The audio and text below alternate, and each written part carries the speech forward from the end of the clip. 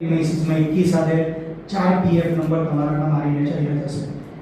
Factory licensing, factories એક્ટની અંદર પણ ઇન્સ્યોરન્સની જ્યારે વાત કરી ત્યારે ફેક્ટરીઝ એક્ટનું લાઇસન્સ તમારું છે નથી એવા પર બી તમારી ઇન્સ્યોરન્સ ક્લેમ રિજેક્ટ થાય એવા પણ અમારે ત્યાં અનુભવો જોયા છે.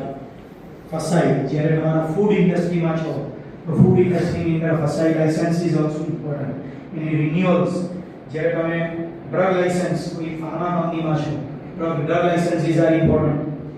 જીપીસીબી, જ્યારે કોઈ પોલ્યુશન ને રિલેટેડ તમારી એક્ટિવિટી છે, વોટર જેટ લૂમ્સ, સાયણમાં વોટર જેટ લૂમ્સ બંધ થઈ ગયા, સાયણમાં વોટર જેટ લૂમ્સ પર કોઈ બેંક લોન નથી આપતી. કેમ કે ત્યાં વોટર જેટના પાણીનો નિકાલ નથી, માટે સાયણ ઠંડુ થઈ વોટર જેટ ઇન્ડસ્ટ્રીઝ માટે તમારે સ્પેસિફાઈડ સીઈડીપી એરિયામાં જ તમારે જવું પડશે, જે સચિન ભોજીવાલામાં છે, જીઆઈડીસીમાં છે, એવી જે ઘણી જૂની એરિયાસ છે.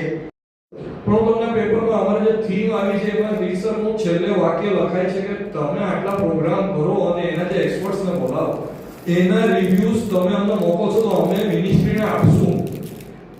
બજાણી સાહેબ, તમે વિચાર કરી શકો છો કે તમારા રિવ્યુઝ બીજા કોઈની વચ્ચે ગયા વગર સીધા ડાયરેક્ટ જાય છે. Means this is the importance of productivity council. હવે તમને લાગે છે ને તમે આવે એટલે બહુ સરસ રીતે આવ્યા છો, જે લોકો નથી આવ્યા તે લોકો કેટલું ગુમાવે છે એને ખબર પડી. તો thank you very much sir. આપણે